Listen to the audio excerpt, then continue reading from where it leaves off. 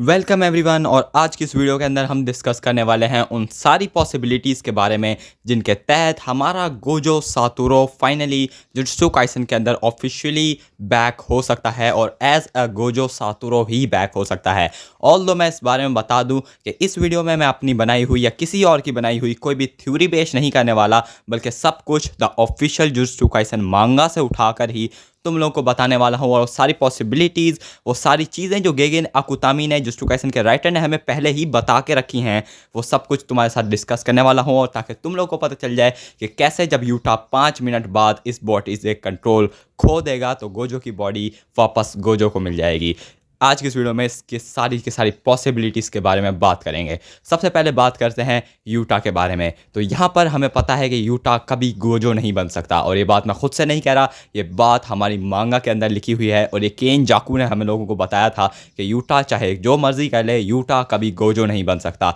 जहाँ से हम लोगों को क्लियर होता है कि यूटा जो भी कर ले वो गोजो की टेक्निक्स को यूज़ तो कर सकता है, बट ऑल दो वो गोजो सातोरू नहीं बन सकता और वो गोजो की बॉडी पर ज़्यादा देर कंट्रोल भी नहीं रख पाएगा।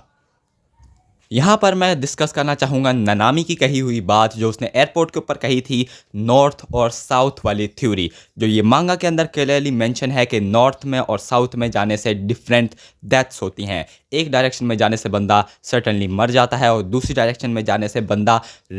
कॉर्नेशन होकर या किस तरह रिवाइव होकर, रीबर्थ होकर वापस इस दुनिया में आता है। और गोजो सातोरू इसी तरह से वापस भी आने वाला है, not as a strongest but as a Satoru Gojo. मतलब हमारा गोजो हमें वापस मिलने वाला है। इस जगह से भी हम लोगों को पता चलता है, वरना मांगा के अंदर, हमारी मांगा जो है जुजुत्सु काइसन की, उसके अंदर इस चीज़ को मेंशन करने की कोई ज़रूरत नहीं थी कि हमारी एक नॉर्थ साइड होती है, एक साउथ साइड होती है, और कैसे रिकॉर्नेशन हो सकता है, कैसे रीबर्थ हो सकता है। और उस जगह पर उन पैनल्स के अंदर जो हमें फ्लावर्स दिखाए गए थे, ये फ्लावर्स भी ख़ास तौर पर रीबर्थ के नाम से मशहूर हैं। और ये फ्लावर्स उन जगहों पर दिखाए जाते हैं जहाँ पर कोई रीबर्थ वाली थ्योरी पेश की जा रही होती है, जहाँ से हमें और ज़्यादा क्लियर होता है कि गोजो सातोरू अपनी ही बॉडी में अपने वैसल को, अपने सोल को रिबर्थ देने वाला है। सोल की बात हो ही रही है तो बात कर लेते हैं गोजो की 6 आइज़ के बारे में। 6 आइज़ हमेशा अपना सोल अपने पास रखती हैं, ये बात मांगा के अंदर क्लियरली मेंशन है, जिससे हम लोग को पता चलता है कि गोजो ऑल दो मर ज़रूर गया है, मगर गोजो का जो सोल है गोजो की बॉडी में ही उसकी 6 आइज़ के अंदर मौजूद है, जिससे हमें पता चलता है कि गोजो का सोल अब भी उसकी बॉडी के अंदर ही मौजूद है और वो यूटा का कंट्रोल हटते ही अपना कंट्रोल वापस ले लेगा। यहाँ पर कंट्रोल की बात हो ही रही है तो बात कर लेते हैं हमारे गैटो के बारे में। बात इसलिए गैटो के बारे में कर रहे हैं क्योंकि जब शिबुया इंसिडेंट के अंदर हमारे प्रिज्म रिम के अंदर हमारे गोजो को पकड़ लिया था, उस जगह पर हम लोगों को पता है कि गैटो की बॉडी ने, हालांकि गैटो मर चुका था, फिर भी गैटो की बॉडी ने केन जाकू के ऊपर रिएक्ट किया था और केन जाकू का गला पकड़ लिया था। जिसके बाद हमारे केन जाकू ने मेंशन किया था कि बॉडी के पास भी उसका अपना सोल होता है और बॉडी और रूह यानी आत्मा अलग अलग चीज़ें ज़रूर है, मगर इन दोनों का ही कॉम्बिनेशन होना बहुत ज़्यादा ज़रूरी है। जिससे से हमें एक और पॉइंट मिलता है कि क्योंकि गैटो का सोल भी उसकी बॉडी के अंदर मौजूद था, इसीलिए हमारे गोजो सातोरू का सोल भी उसकी बॉडी के अंदर मौजूद होने वाला है। यहाँ पर मैंने बहुत सारी पॉसिबिलिटीज़ के बारे में बात कर ली है, तो अब बात कर लेते हैं कि फाइनली गोजो बैक होने कैसे वाला है। पिछले चैप्टर नंबर 261, जिसने पूरे इंटरनेट को ब्रेक कर दिया, सारे रिकॉर्ड तोड़ दिए और चैंपियनशिप के अंदर नंबर 1 रैंक के ऊपर वो चैप्टर आया है। तो इस चैप्टर के अंदर क्लियरली मेंशन हुआ है कि यूटा कभी भी गोजो की बॉडी पर 5 मिनट से ज़्यादा कंट्रोल नहीं ले सकता। अगर उसने उस कर्स टेक्निक को एनालाइज कर भी लिया तो वो 5 मिनट से ज़्यादा कुछ 10 या 15 मिनट कंट्रोल हासिल कर लेगा और उसके बाद यूटा की सर्टन डेथ हो जाएगी। या फिर अगर यूटा ने फुली कंट्रोल हासिल कर भी लिया तो यूटा कभी अपनी कर्स टेक्निक को यूज़ नहीं कर पाएगा, वो हमेशा गोजो की ही बॉडी में फंस जाएगा। अब यहाँ पर मैं ये बात कहना चाहूँगा कि गोजो को वापस लाने के लिए हमारे यूटा को मार दिया गया है, यूटा का कत्ल कर दिया है राइटर ने इस पॉइंट के ऊपर। मतलब गोजो को वापस लाने के लिए उसने यूटा को मार दिया, मतलब एक कैरेक्टर को लाने के लिए दूसरे कैरेक्टर को मार दिया। ऑल दो जो फैंस यहाँ पर गोजो के हैं वो फैंस हमारे यूटा के भी हैं, तो दोनों को ही काफ़ी ज़्यादा इस चीज़ का दुख है कि दोनों के साथ ही काफ़ी ज़्यादा बुरा इस पॉइंट पर हुआ है। पर यहाँ पर मैं बता दूँ कि इससे पहले 5 मिनट पूरे हों और हमारा यूटा ओकुत्सु इसी बॉडी में मर जाए या फिर इस बॉडी में हमेशा के लिए फंसा रह जाए और उसके पास कोई कर्स टेक्निक भी ना हो, इससे पहले हमारा यूटा ओकुत्सु एक और दफ़ा केन जाकू की कर्स टेक्निक को यूज़ करेगा, जो उसने कॉपी करके रखी है थ्रू रीका। तो यहाँ से हमारा यूटा ओकुत्सु एक और बार इस कर्स टेक्निक को यूज़ कर लेगा और उसके बाद अपनी ही बॉडी के अंदर वापस चला जाएगा। अब यहाँ पर वो इसलिए इस तरह करेगा क्योंकि इन 5 मिनट से पहले ही हमारी जो गोजो की बॉडी है वो ऑटोमेटिक रिएक्ट करना शुरू कर देगी, क्योंकि उसके अंदर जो गोजो सातोरू का सोल है वो ऑटोमेटिकली रिएक्ट करना शुरू कर देगा।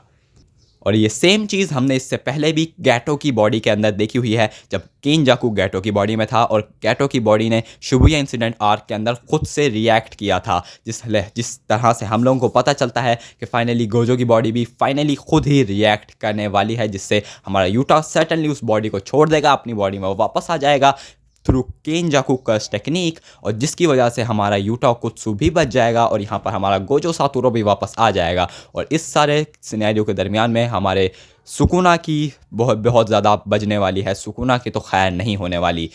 इस सारे सिनेरियो के दरमियान में मैं तुम लोगों को ये भी बता दूँ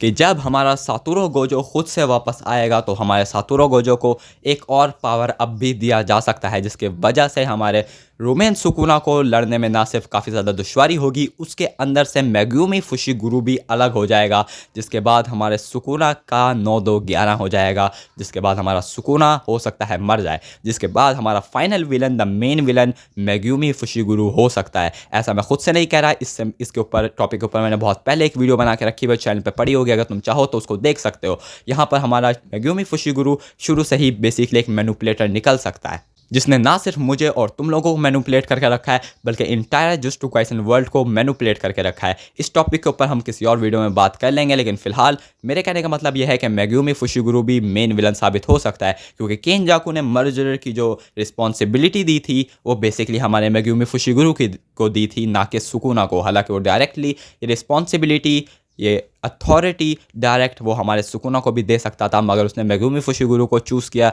जिसके पीछे डेफिनेटली कोई ना कोई रीज़न होने वाली है। बाकी इस बारे में अपने ओपिनियन डेफिनेटली कमेंट सेक्शन में बता सकते हो। गोजो सातोरू के बैक होने के बारे में तुम्हारी अपनी कोई थ्योरी है तो डेफिनेटली कमेंट में बता सकते हो। इस वीडियो में मैंने कोई भी थ्योरी पेश नहीं की, सारा का सारा जो माल है वो प्योरली मांगा से उठाया गया था, जिसके बाद फाइनली हमारा गोजो सातोरू चैप्टर नंबर 262 में या फिर 263 में ज़रूर वापस आने वाला है, और ये हमें नेक्स्ट वीक पता चलेगा, क्योंकि इस वीक ब्रेक है। इसी के साथ वीडियो को एंड करते हैं। चैनल पर न्यू हो तो सब्सक्राइब करके वीडियो को लाइक कर दो, दूसरों के साथ शेयर कर दो। इस वीडियो के लिए इतना ही, टाटा बाय बाय।